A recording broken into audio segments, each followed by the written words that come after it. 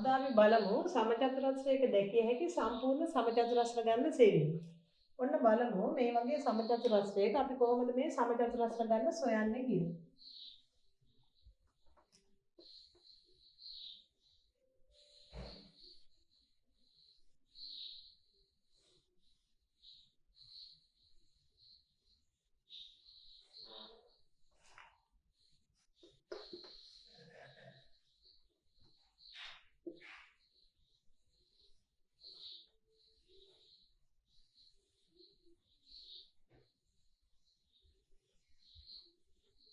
දැන් මේ සමචතුරස්‍රයේ දකින්න පුළුවන් සමචතුරස්‍ර ගන්න හොයන්නේ ඉස්සෙල්ලා මේ සමචතුරස්‍රයේ මේ තියෙන කොටු වලට අපි කොටු කීයක් තියනවද කියලා අංක කරගන්නවා 1යි 2යි 3යි. අපි දන්නවා සමචතුරස්‍රයක් වුණාම දිගට තියෙන කොටු ගානමයි යටට තියෙන්නේ. දිගටයි පළලයි සමාන. ඊට පස්සේ අපි දැන් මේ එකිනෙක සංඛ්‍යා ඒ සංඛ්‍යාවම ගුණ කරලා එන ගුණිතයන් ටික එකතු කරනවා. බලමු අපි ඒක කරන්නේ කොහොමද? 1 ගුණ කිරීම 1. එක්වරක් 1 1යි. 2 ගුණ කිරීම 2. දෙවරක් 2 4යි. 3 ගුණ කිරීම 3.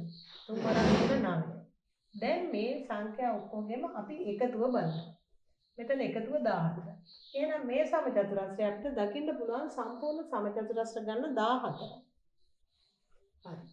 මේ වගේ තව මම එක උදාහරණයක් විතරක් පෙන්නන්නම්. මේ වගේ සමචතුරස්‍රයක් ආවොත් කොහොමද වෙන්නේ කියලා අපි ඊළඟට බලමු.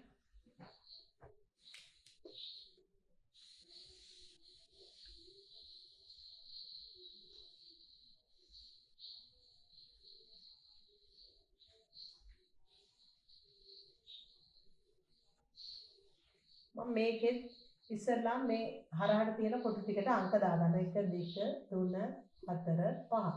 මම දැන් මේ එකිනෙක සංඛ්‍යා ඒ සංඛ්‍යාවම ගුණ කරනවා. 1 ගුණ කිරීම 1 එක්වරක් 1 1යි. 2 ගුණ කිරීම 2 දෙවරක් 2 4යි.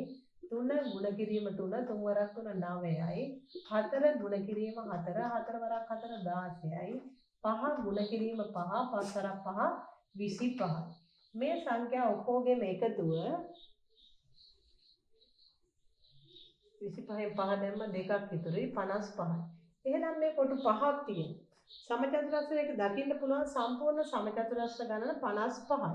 ඊළඟට මම චුට්ටක් වෙනස් රූපයක් ඔයාලට පෙන්නනවා. මේ වගේ එකට අපි කොහොමද මේ සමචතුරස්‍ර ගණන හොයාගන්නේ කියලා.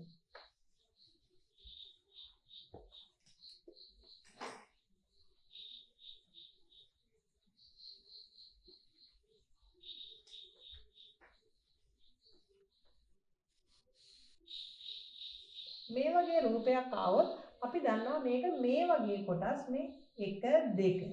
ඉස්සෙල්ලා අපි බලනවා මේ ඇතුළෙම තියෙන එකේ සමචතුරස්‍ර කීයක් තියෙනවද කියලා. මම ඒකත් අර විදිහටම හදා ගන්නවා. 1 ගුණ කිරීම 1 එක්වරක් 1 1යි. 2 ගුණ කිරීම 2 දෙවරක් 2 4යි. 4යි 1යි 5යි. අපි දන්නවා මේ කොටසේ සමචතුරස්‍ර 5ක් තියෙනවා. ඒ වගේ කොටස් මේ එක සමචතුරස්‍රය. මේ 2 මේ 3 ඒ වගේ කොටස් 3කින් තමයි මේ සම්පූර්ණ සමචතුරස්‍රය හැදිලා තියෙන්නේ.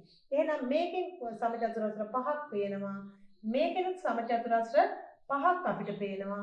මේකෙනුත් අපිට සමචතුරස්‍ර 5ක් පේනවා. පහේ කොටු 3කින් තමයි මේක හැදිලා තියෙන්නේ. එහෙනම් මම 5 ගුණ කරනවා 3ෙන් 5 වරක් 3 15යි. මේකේ මට දකින්න පුළුවන් සම්පූර්ණ සමචතුරස්‍ර ගන්න 15.